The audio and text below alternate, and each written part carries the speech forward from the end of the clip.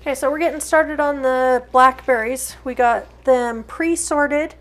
This is half of the blackberries, and this is a big colander, like goes in a pot size colander.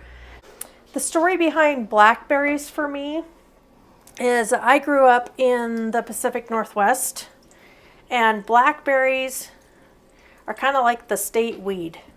They grow everywhere. And so when I was growing up, we had them growing wild on the side of the road or, wherever. And we used to love this recipe, and we would ask my mom, will you make that? And the wisdom of my mom, now as a mom and grandma, I understand it. She'd hand us one of those big Tupperware popcorn bowls, and she'd say, yep, after you fill this, and she'd send us outside to go pick blackberries. Well, that's magic right there, to get 6 little kids occupied for however long it took us to fill that bowl.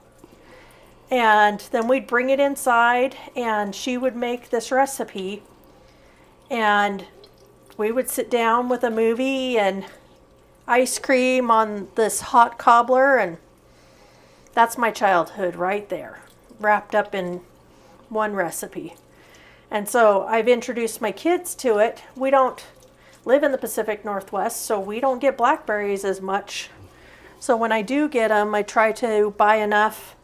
The recipe only calls for 4 cups. So I'm going to be pulling off enough to make the recipe, and then the rest of what we have tonight probably we will be freezing.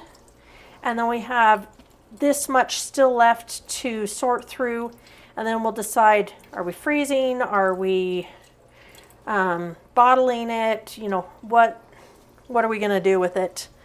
And so we still have to make that determination. But the nice thing about freezing them is, even if we decide down the road, oh, I wish we would have made some jam, you just pull it out and thaw it out and make your jam.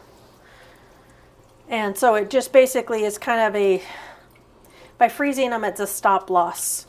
They're shelf stable, as far as, they're in your freezer. They're not truly shelf stable, but they're no longer going bad.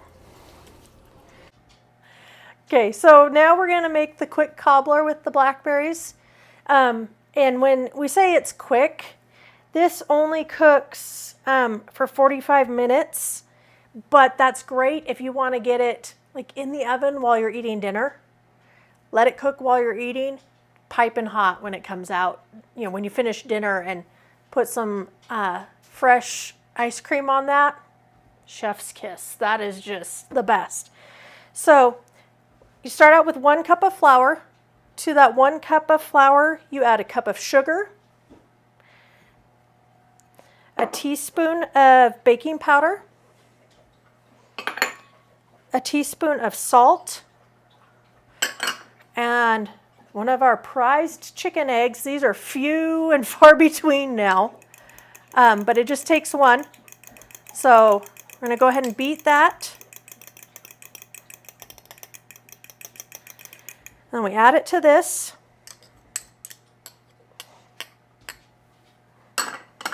And then you're going to beat this. I probably should get the mixer out. We'll see. I may have to switch to that.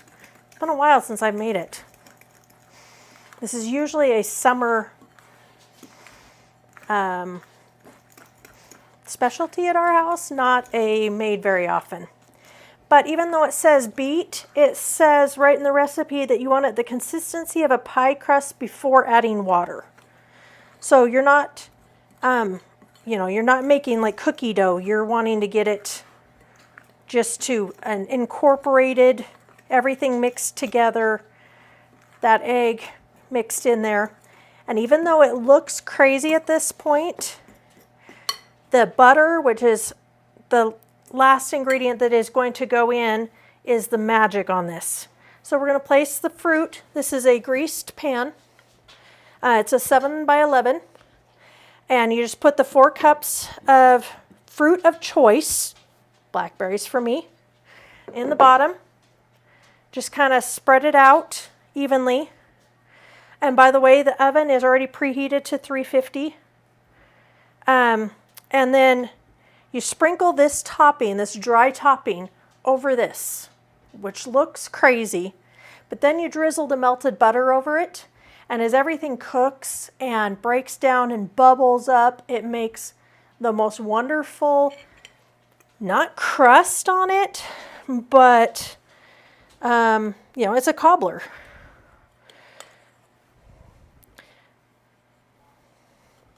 So we just spread this over. Ace, you can't have any. Even the dog knows it's going to be good. Yeah, I'm talking about you. Stepped on the cat. I was wondering if you did.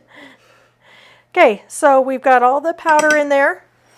And now we're going to drizzle. This is 1 cup, or not 1 cup, 1 cube of melted butter. And so now you're just going to drizzle. Ace. Oh, The cat. yep, she's trying to jump up and thank you. So now we're just going to drizzle that over.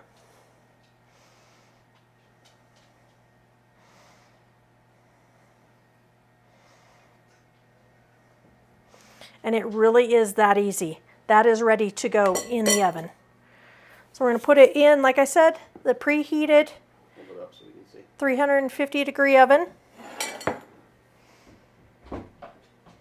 And that butter and the juice from the berries as they cook just makes the most wonderful taste to it.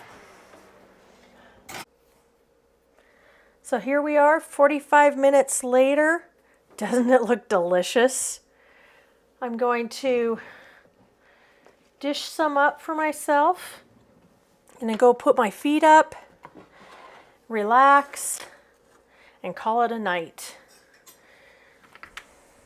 Oh, that's hooked. You can see the layers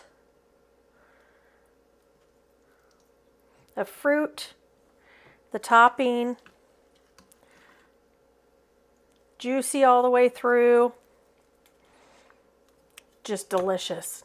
This just screams summer to me. So today we're going to be packaging up the blackberries that we had washed and processed and frozen. These are frozen solid. And what I'm going to try to do, I'm hoping to do them in batches of 4 cups because that's what the majority of the recipes that I use blackberries for, or use blackberries in, call for, is about 4 cups. So then it just makes it easier that we can just open a package and use them from there. So I'm just going to measure them out to 4 cups. And then we'll get them packaged up to freeze. I have a puppy that's unhappy that she's kenneled right now.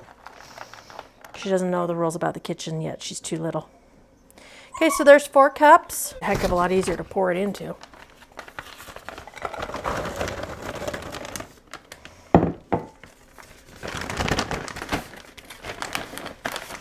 And I do kind of want to have them, I don't know if you can see this, but I could squish it down and seal it like this. So it only takes up that much space. But that's actually going to take longer to thaw out. So I want to do it to where they're pretty flat. Amber, you don't need to sing the song of your people. We know you're there. So now it's done out flat. I'm going to transfer it over to the machine and see if we can get it sealed up pretty flat.